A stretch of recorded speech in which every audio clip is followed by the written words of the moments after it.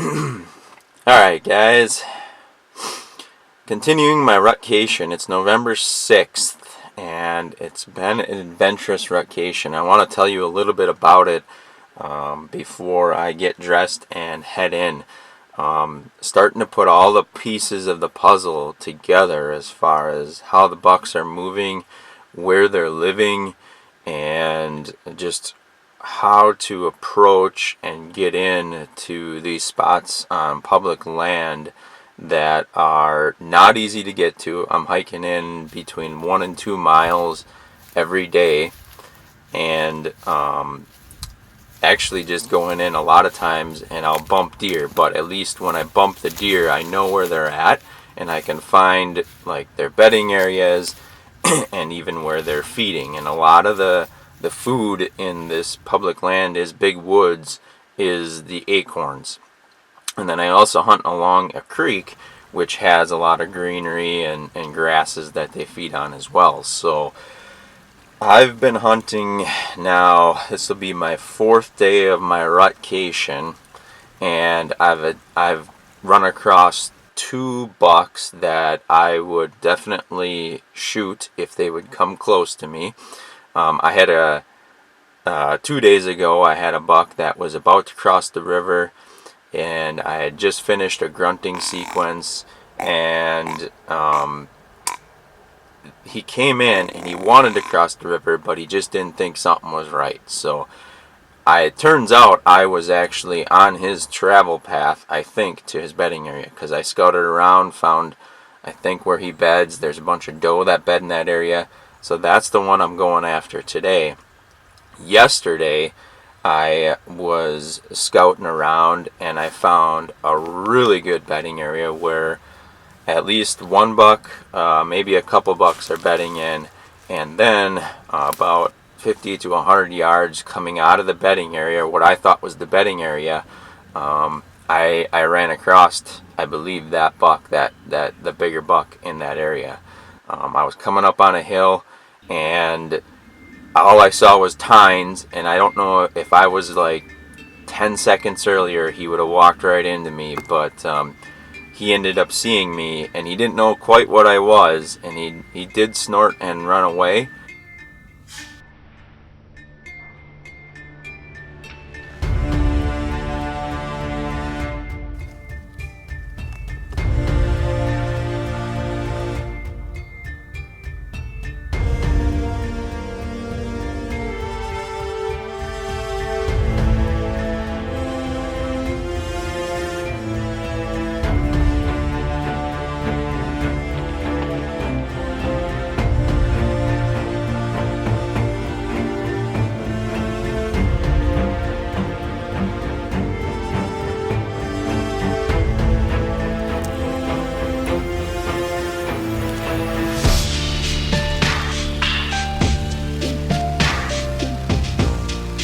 I'm going to leave that spot alone today and probably go back in after him tomorrow. So I've got 2 bucks located, I believe 2 good bedding areas, so I know where they're going to be. And now I think it's just a matter of time for me to go into those areas and just wait him out, because he's going to be checking those areas that are closer into his bedding area.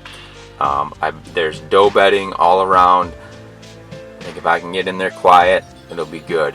Today it's a little bit more windy, so I can get in nice and quiet this morning, hopefully in the dark, and as soon as it starts getting light, I'll find a good spot to set up, and then we'll just see what happens. So that's my plan, and that's what's been going on here the last few days of my rutcation. Got a couple days left here, and we're going to hopefully seal the deal. I'm excited, and I'm pretty positive that at least we're going to have fun along the way.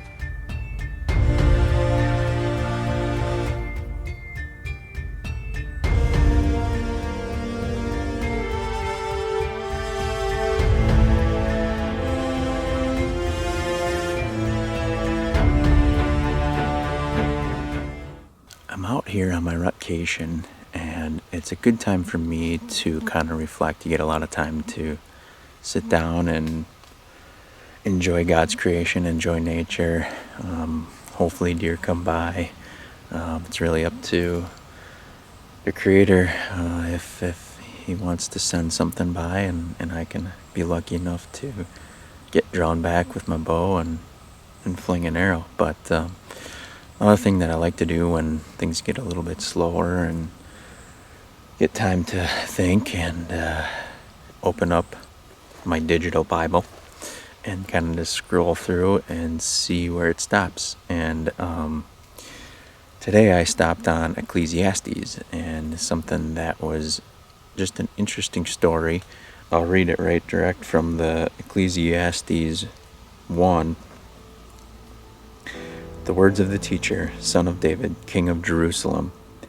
Meaningless, meaningless, says the teacher. Utterly meaningless. Everything is meaningless. And then it goes on to explain a whole bunch of worldly things that is basically trying to figure out, and sees that it's meaningless. What I take from this, and I read further down just to see what God tells us, and basically for me, it is very much, what are we doing, in our day-to-day jobs, and with the time that we spend with their family, and the time that we spend outdoors. And God later on does tell us to just enjoy our life here, our time here, very short on earth. And so spending some time out in nature is really a time to get back to understanding that we're here to enjoy life, and that's what God says in the Bible. And then I think also it is to help others understand that our time is short. We don't know when our last day is going to come, so we need to enjoy what we've got, and if we have that outlook,